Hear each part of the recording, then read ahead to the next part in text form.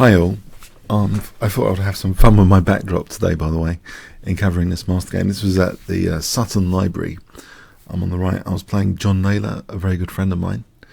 I think it was a draw, that game. So Sutton Library was a great place for a chess tournament. It was just like there was this enclosure bit if you got onto the high boards. It was really a fascinating experience, a great experience. So that was at Easter, a tournament every year at Easter. Used to go with quite a few friends, Alex Eflontes, Paul Georgiou, Costas Carrionis. We used to head up to the Sutton Library.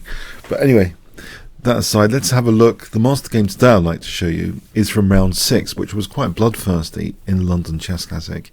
Maxime Vachier-Lagrave was playing Levon Aronian. Let's have a look.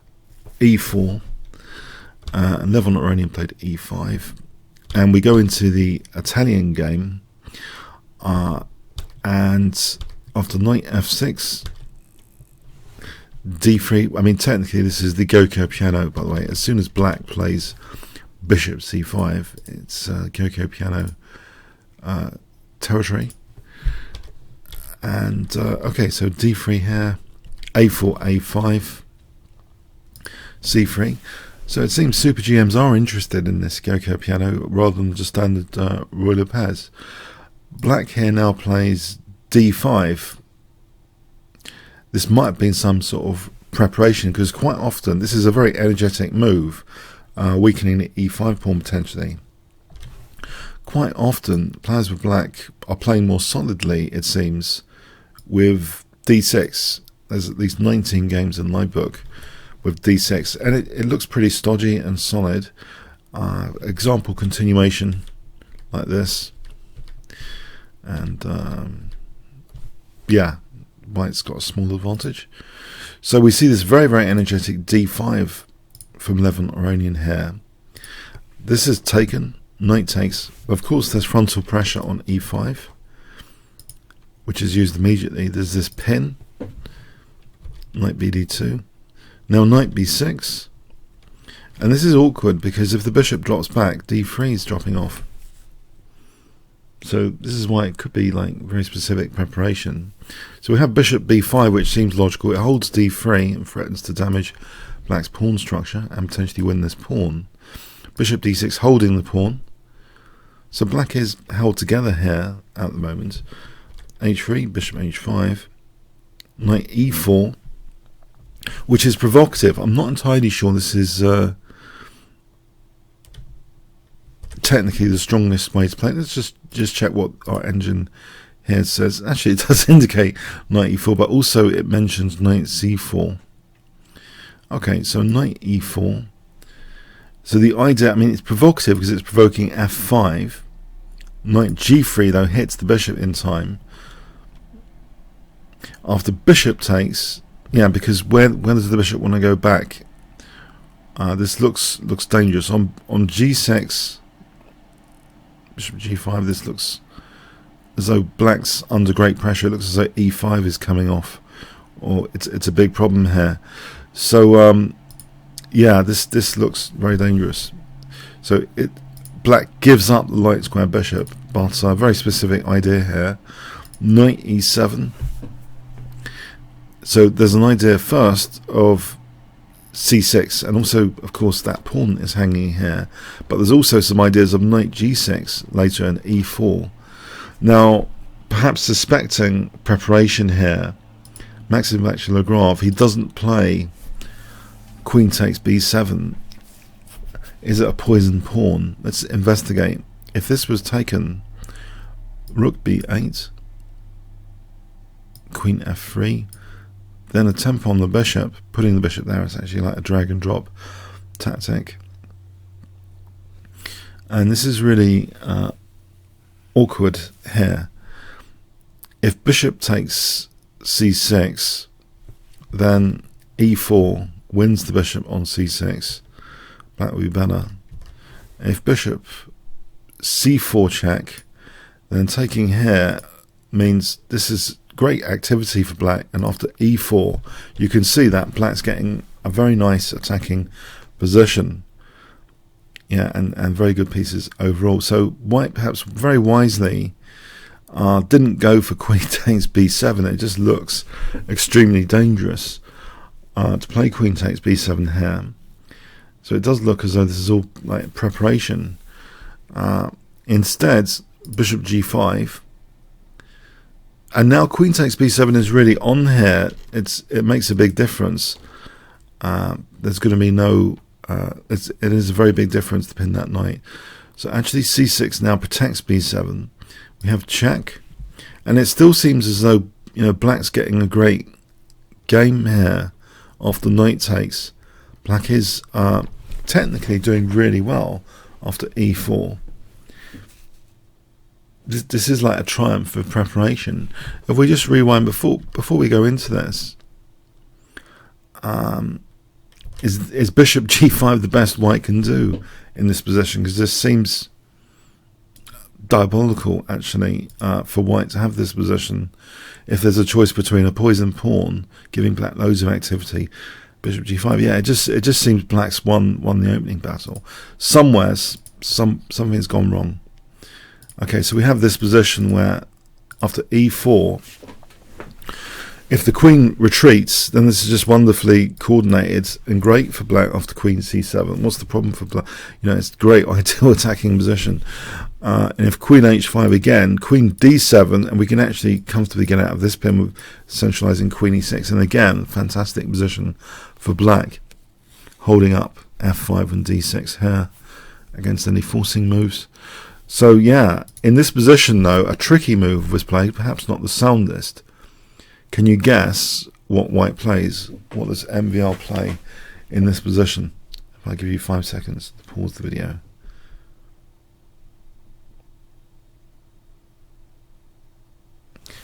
Well, it's bleak, these possibilities. He tries to get to some sunlight positions with knight takes e4, where there are some interesting prospects. This pin here, unfortunately, fortunately for MVL, black played rook f7. White can actually gain back significant material after this, rook f7, in the game continuation. It's interesting that there's actually a very technical move available for black. I don't know what you would play in this position. Maybe this is an interesting tactical test. What would you play here? Rook f7 was played, but there's an alternative in queen d7. It seems to work out okay for black. For example, bishop takes e7. There's this pin, and that's going to be good for black getting back the material. And if instead of that, after queen d7, if rook ad1, rook ae8, and if it takes here, it looks as though this is temporarily only winning material, because here we have queen d7. And how exactly does white, with the move here, do anything about this almighty pin? There's actually nothing to do about upcoming rook f7 threat, fascinatingly. I mean, if check, we just take that, and then we got another pin, rook f7. There's absolutely nothing. It's fascinating. Yeah, and just to show this again, if instead of rook ad1, well, there's nothing much else going on actually. If c5, take here. This is an interesting line. Just take here, and black's going to be fine. This desperado continuation. Okay, that's, yeah. So c5 might be white's best, because it introduces things like queen c4 check. So that's why this is tricky. Yeah, c5 might be one of the best. Within the rook ad1 line, tactically here, instead of also rook takes d6, let's examine queen d3. Now this looks like a terrible pin on d7, but there's actually knight f5, and you might think, isn't black just holding together by a thread which can be tampered with? If we kick the knight, surely we're on d6. Well, if we take on e8 first and then play g4, can you see what black plays in this position? This is my computers are just so much stronger than any humans, that this is all factored in, all this stuff. Black to play here has bishop e7 just hitting the unprotected piece, being able to take with the knight after. Yeah, this position, nasty pin again, queen f7 unpinning. Yep, rook e5. Now here it gets tricky. There's knight h4 on f2 now, so black can always, it seems, wriggle out, and there could be a disaster waiting for white if he tries too hard. Yes, there's all these fascinating variations with the weird move queen d7, but it just seems to be good. But rook f7, we have rook ad1, and white is going to play takes and taking on e7 here. Queen c7 is played. Takes, taking on e7. So white is the exchange down, but is connecting pawns at the moment. At the moment, it's 2 pawns, isn't it? 3, 4, 5, 6, 7. It's 2 pawns for the exchange. Now here, curiously, although hitting b2 after bishop c5, black maybe was trying for a win, because there's a perpetual check possibility if queen takes b2. On queen e8 check, black doesn't want to get mated here with rook takes, and that would be embarrassing. No, but black could just play in this position rook f8, and we get a perpetual check here, because after check, rook f7 check, and we get a draw. But you might think, hold on a sec, if the king moves, well then we can like take on f8. So queen takes b2 would seem okay for a draw potentially in this position. It's strange. Maybe black was playing for a win here, but if we just, I want to absolutely check with you the evaluation here. It's equal. It's 0 on queen takes b2. That's why I think it should be highlighted technically. But we see h6 as though maybe black, Levon Aronian's playing for a win.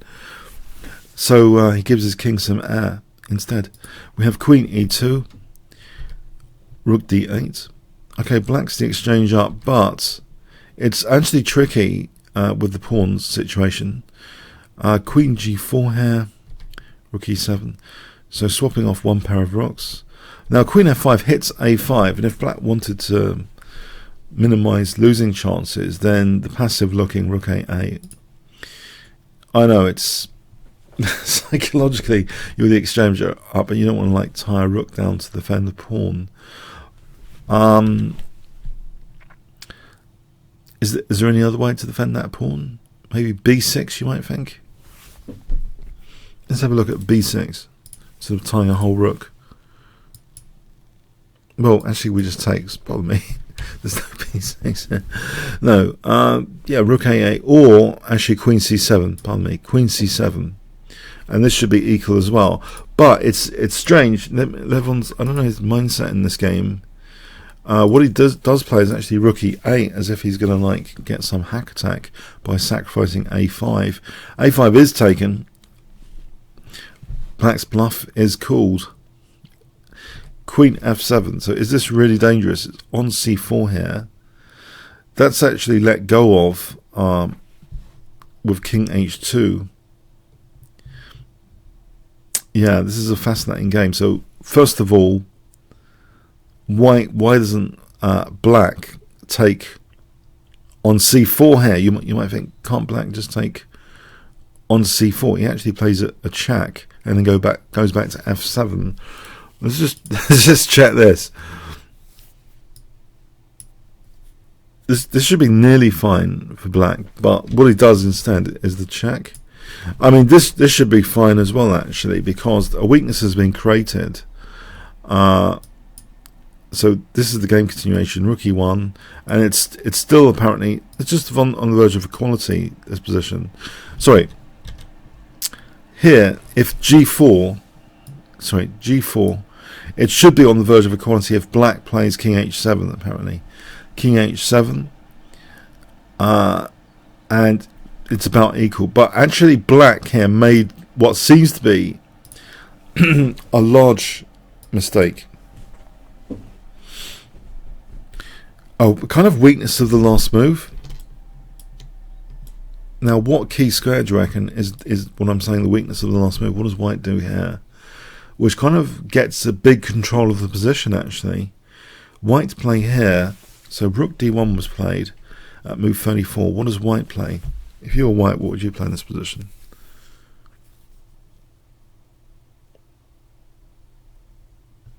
Okay. Queen e5. You know what, this kind of ties down the black queen to the king, and we see that actually this a pawn isn't so boring as an asset. You know, the pawns can start marching, and in fact we see that queen g6, b4. Black's not able to do too much. White's going to be generating a passed pawn over there. b6 is played, and it seems rather desperate, this move. I'm not sure what black is doing though. If he can't do anything, white is surely just going to advance the pawns. But b6 does give up the pawn after pawn now. Before we go into that, what does black actually do here? It's like white's got a dominating control over the position, as though black's kind of pinned down, not literal pin, but kind of pinned down, so to speak, on the king side. Because if h5 g5, let's go with this, for example.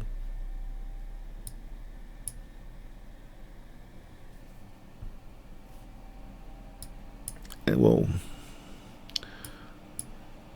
maybe there's stuff going on.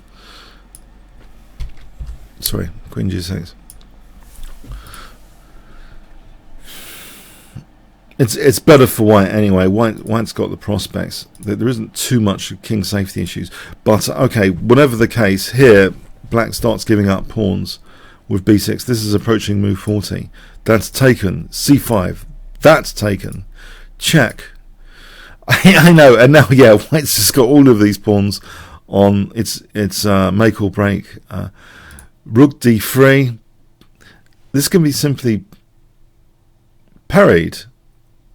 Well, with protecting just f3, but actually the check is thrown in first, and then queen f4 protecting f3. Here black resigns. It's a strange game from Levon. Actually, the tactical point here is one tactical point. This can't be taken because of the check. So I think that was an improvement over just queen f4 immediately to play the check. This is, for one moment, have a look at that as well. Yeah, queen b8 is a slight improvement. I think queen f4 is fine as well. If we lose the a4 pawn, actually there's winning the rook anyway with check and check. Yeah, it wins the rook anyway.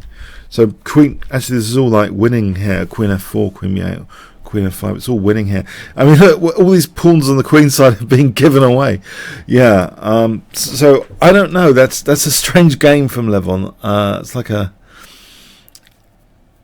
strange one. I don't know, weird. So this was the final position. Black resigned here. Okay, comments, questions, likes, appreciated. Thanks very much.